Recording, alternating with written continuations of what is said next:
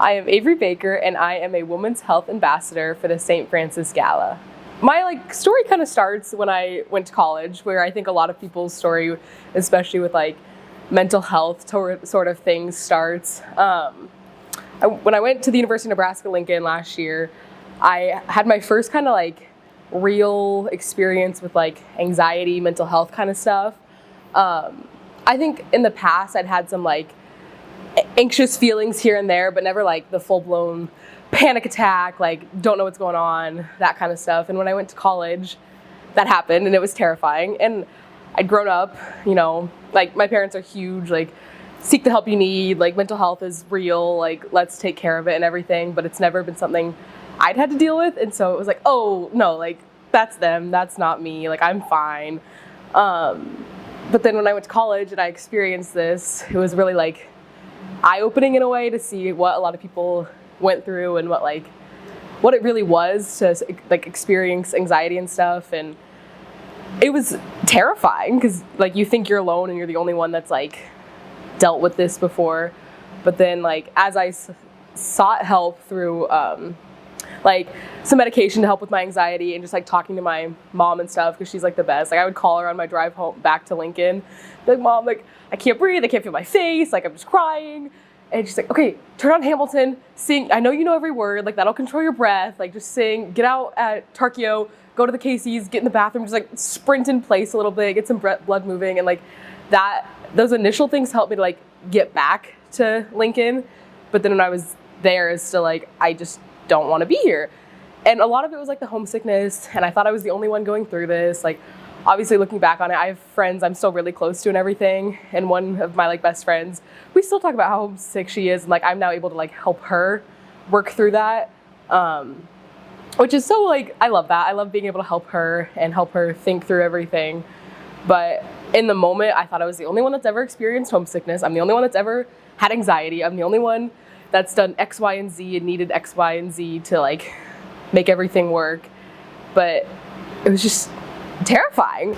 But then as I worked through the year, I was able to get some more help and talk to my friends a little bit more, but it was still so nerve-wracking to be vulnerable with these people I'd met 3 months earlier. We were close and everything, but this is a whole new level of getting to know someone. And so as the year went on, everything got better with anxiety and everything, but I still wasn't me. I wasn't being the full, I wasn't working out, because I love to work out, love to move my body and everything, and I wasn't doing that. I wasn't stepping outside my comfort zone or putting myself out there to do all these different things, because I just felt I was in this little box. And I began to associate Nebraska with these feelings, and I would be just get me home. I'd come home as often as I could, make it every little event going on in town, I need to be home for that. I haven't missed one. I need to do that. And so that association just kind of spiraled, and eventually talking to mom and dad and everything, I realized it's a great school. Nebraska, great school, love it, love all the people there, but I can't be here anymore. It's not working. The holistic of being Avery just isn't happening. And so made the decision, transfer back, and that was hard in and of itself to decide to transfer. I wanted to, because I was you know what, new scenery, go back home, kind of reset. And then, but then I was but I failed. I wasn't able to succeed at Nebraska. What did I do wrong? All these people are doing great. My older brother loved it, had his best experience. And it took me, honestly, until I started this year at Northwest to realize that just because I changed something doesn't mean I failed at something. I found what I needed, and I succeeded in putting myself where I needed to be. So it's not failure that I changed my surroundings. It was a success that I figured out what I needed, and I self-advocated and realized that I needed to move myself to make myself the best version of me again.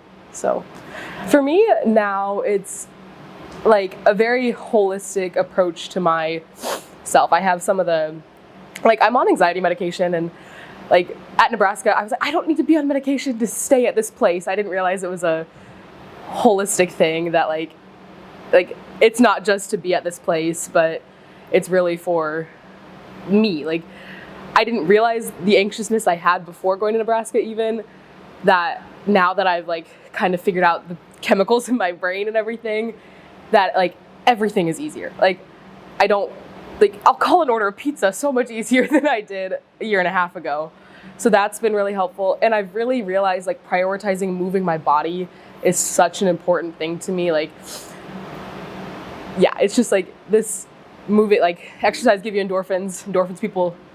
Happy people don't kill their husbands, from Legally Blonde.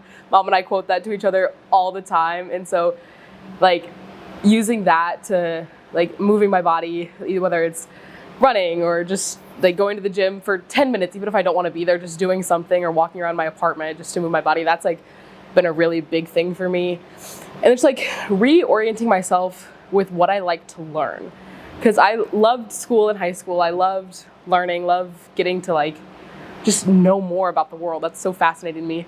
But when I was in this like anxious state, I didn't care.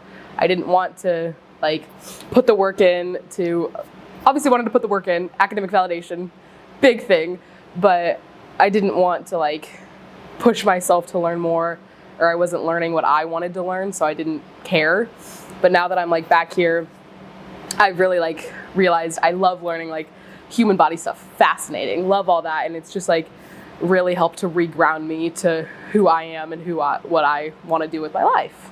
For anyone like going to college, making a change, anyone my age, older, whatever, I would say, first of all, don't be afraid to find your girl gang and talk to them about it. Like, you think you're the only one. Like, I've know so many girls that are going to college, and I just want to like sit down with them and be like, you think like your roommate's feeling the same thing. I didn't realize my roommate was feeling that until I was like leaving. Like, and it was almost too late to talk about it, and now we do more. But don't be afraid to be the one that say, hey, I'm feeling this way. Like, how are you guys feeling? How are you handling this? Because it's terrifying. Being the first one to do anything like that isn't easy, but having your gang, whether it's the people you meet in college, the people you have in high school, your mom, your grandma, your best, like, find your girl gang and just like stick together and talk about all these things and help each other through it. And then just like, yeah, just don't be afraid to be the first one to say something, because I definitely was. And you don't know you need that, not validation, but just like reassurance that it's all going to be okay, and we're all feeling this way, and we can all help each other when we're feeling this way and the other one's not. If you're stressed, go on a walk. If you're tired, go to bed. Like, drink your water, eat your vegetables. All of that I think is very important. And don't forget to prioritize the other aspects of health, like go to the doctor. Like, if you get a cold, take something, like all of that. And I think women's health especially is so, I think all health needs to be holistic, but I think women's health, women oftentimes like are very quick to put themselves to the side to help other people, and they have to be a wife or a mother or a sister or a best friend first. But I think sometimes we have to say like, no, like I need this hour of the day to read my book, or I need this hour of the day to go to church, or do whatever you need to do to like reset. So I think it's as much as the medical side of things as it is the just like inside, like focusing on mind, body, spirit, all of that together.